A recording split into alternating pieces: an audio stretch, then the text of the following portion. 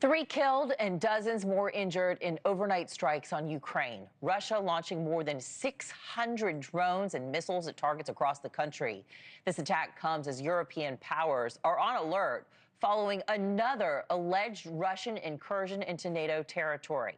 Officials claiming 3 Russian fighter jets crossed into Estonia's airspace on Friday, reportedly flying along with the country's northern coast in the Gulf of Finland for 12 minutes. Russia's defense ministry now denying those allegations. The reports come just days after NATO forces shot down Russian drones flying over Poland. Prime Minister Donald Tusk putting Polish troops on alert after the incursion, claiming the drones posed a direct threat. Just 3 days later, another Russian drone allegedly crossing into Romanian airspace, a move Romanian officials condemned as irresponsible, also speaking out about the recent string of violations, calling them an example of reckless Russian behavior. Well, joining us now is Hal Kempfer, retired Marine intelligence officer and host of the Strat podcast. Great to have you. Russia entering NATO airspace. Just how concerning is this? Pretty bold. Anna, very bold. It's very provocative. They flew, not just went into NATO airspace. It was an island. It's an Estonian island in the Baltic, just to the north. But they kept flying back and forth for about 12 minutes until they were pretty much chased away by NATO aircraft. Interestingly, the NATO aircraft that chased them away were Italian F-35s. That gives you an idea of the collaborative nature of NATO in terms of bolstering this front, this eastern front. There's resources and forces coming from all over NATO in order to protect, Baltic airspace, Polish airspace, Romanian airspace. Everyone realizes the Russians are going to keep doing this. Yeah, Putin not showing any signs of slowing down. Take a listen to President Trump saying he's disappointed in Russian President Putin. The one that I thought would be easiest would be because of my relationship with President Putin, but he's let me down. He's really let me down. It was going to be Russia and Ukraine, but we'll see how that turns out. But that turned out to be, I thought it might be among the easiest of the group.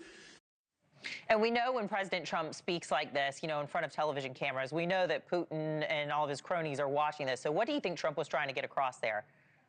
Well, I think he was trying to get across is that the Russian behavior just is not acceptable to him. And of course, part of this is a frustration. He'll have a nice conversation with Putin, and then the next day Putin will launch a massive wave of drones and missiles flying into Ukraine. And in this case, in recent times, some of those drones have actually been flying into NATO airspace into Poland, where they actually shot down 3 of the drones. So he's expressing in disappointment. He has his own way of expressing that, but he's making it very clear to the Kremlin that this is not acceptable. By the way, this coincides with a very large shipment of arms under that agreement that we have with the Europeans to pay for U.S. arms going over there.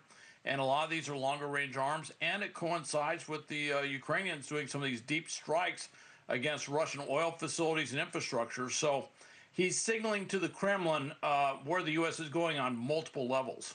All right, Hal, we want to stick with foreign policy, but turn our attention to the war in Israel. Next week, the UN General Assembly is set to meet, and several countries, including Canada, the United Kingdom, and France, plan to recognize Palestinian statehood. And all of this comes on the heels of an independent UN inquiry concluding for the first time that Israel has been committing genocide against Palestinians in Gaza. How do you see all this playing out? Well, I think it's going to be a tough time for the U.S. Let's just put it that way. A number of our close allies are going to recognize the Palestinian state.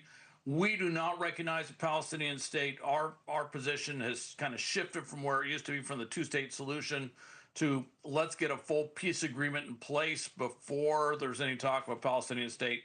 So the U.S. is going to be at odds with some of our allies. But if you look at what happened with President Trump and Prime Minister Starmer over in the U.K., President Trump isn't really pushing this too boldly, if you will, on the stage right now.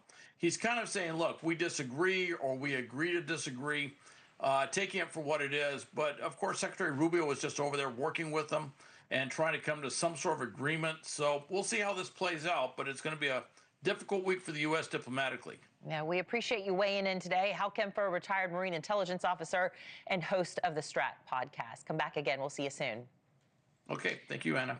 All right, 46 minutes after the hour.